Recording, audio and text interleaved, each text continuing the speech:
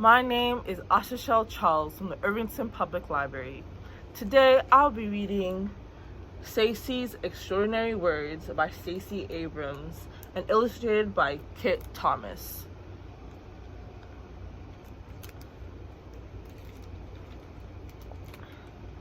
Stacy loved words. She loved to read and write and say them. She adored fun words, long words, unusual words, words with wonderful histories and weird combinations. Whenever Stacy learned a new word, it was like making a new friend. First, she would find the dictionary. Then she would look up where the word had come from and learn its secrets. Did any of its letters hide and stay quiet, like the P in ptarmigan, a bird that lives in cold northern regions? Or were they strong like the I and bright?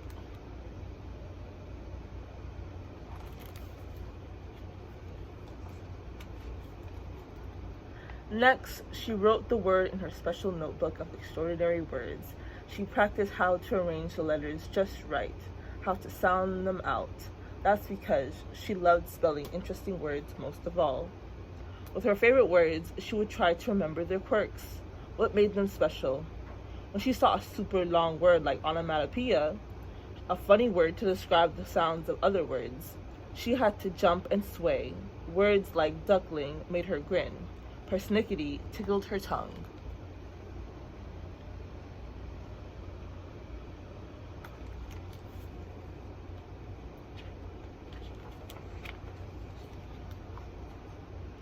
Sometimes Stacy thought that words understood her better than people did. When she sat by herself during recess, they never teased her about being quiet or about being clumsy when she fell, or awkward when the joke in her head came out wrong. When she read books under the covers, words never told her to go to sleep. Words understood why she was grumpy or anxious. In fact, words helped her explain what she was feeling, if only to herself.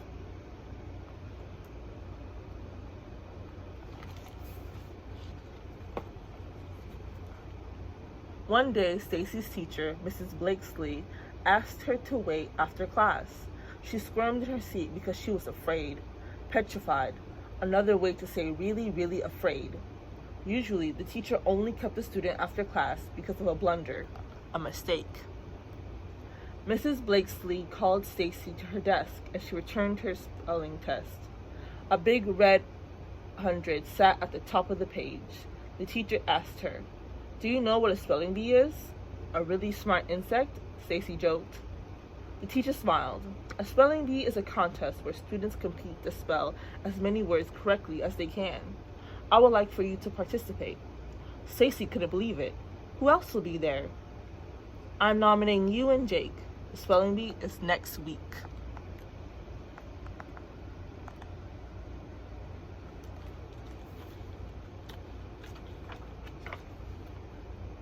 Stacy's excitement suddenly evaporated. Jake was not her friend. He was a bully who knew words too. Just yesterday, he had used a complicated word that made Suki cry. Last week, she heard him say something cruel to Zhivko about his accent. Stacy thought it was stupendous that Zhivko knew words in 2 different languages. Stacy knew as many words as Jake did. She wanted to say something when he said mean things to her friends, but she was intimidated, scared, because sometimes he said hurtful things to her too. She wished she had used her clever words to help Suki or Zhivko or herself by speaking up. Perhaps at the spelling bee, she would be braver. At the spelling bee, she would not be silent.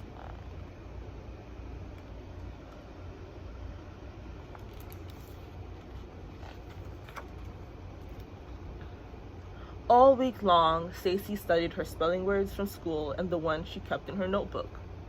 Still, the spelling bee felt as far away as the longest word she had ever seen, sesquipedalian, a fancy way to describe words with lots of syllables. The days of the week were monotonous, torturous, and sluggish. Every hour felt longer and longer. Stacy wished for the week to whisk its days away.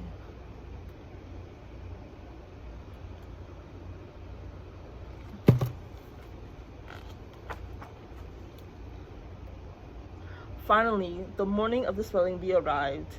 Stacy walked into the county library with her mother, holding her hand tight.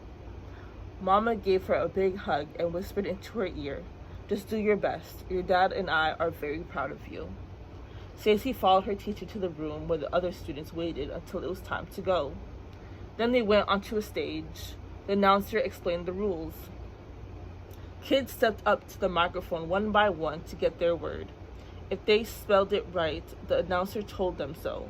But if they made a mistake, a bell would ring. The students would have to leave the stage. No do-overs.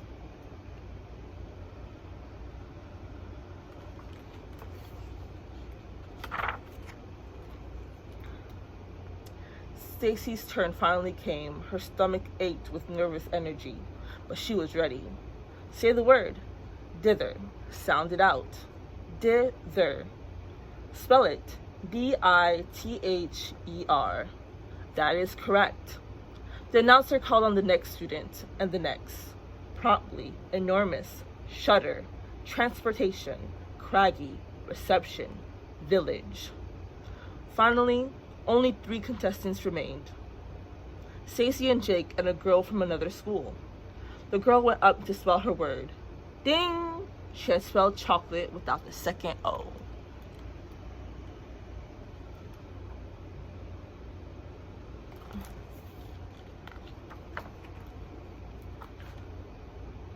"We are down to our final 2 contestants," the announcer told the audience.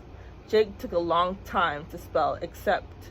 Stacy got squeezed, but she remembered the lost letters she adored, like Q and Z. Jake tackled clambering. Stacy conquered disengage. Then Jake defeated geometry.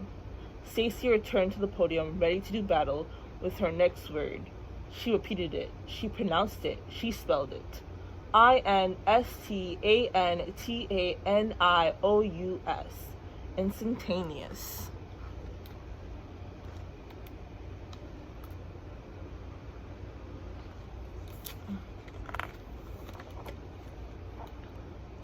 As she waited for the announcer, the bell dinged.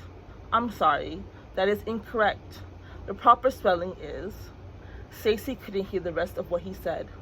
Tears filled her eyes, but she stayed on stage like a good sport as Jake got his trophy and she received her second place ribbon. Everyone congratulated Jake, and so did she.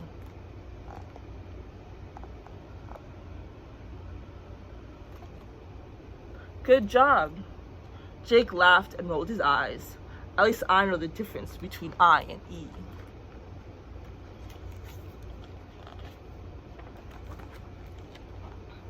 Stacy felt embarrassed, but she refused to let Jake make her cry.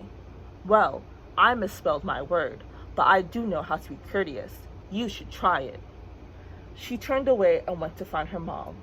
If today were like one of the stories Stacy loved most, she would have won, and Jake would have learned that words were a gift that people shouldn't use to hurt people. But things didn't always happen that way in real life. Sometimes change was harder, and it didn't happen right away.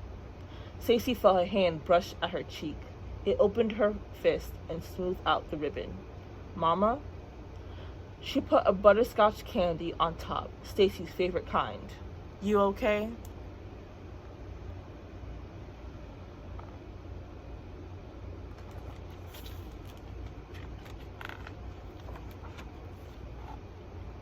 "I lost, but you came so far, nearly to the very end." "Not far enough.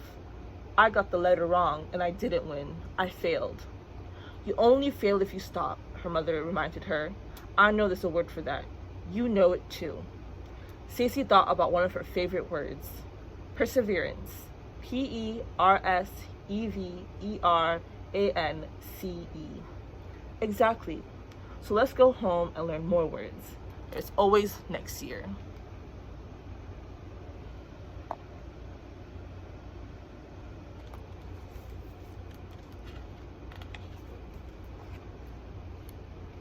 Stacy imagined all the words she had yet to meet, new words and new ways to speak up, help others.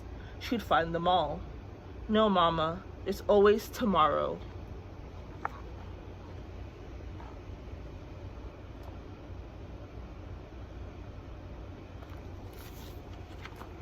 The end. Thank you everyone for joining me. Please like and subscribe, and I'll see you next time. Bye!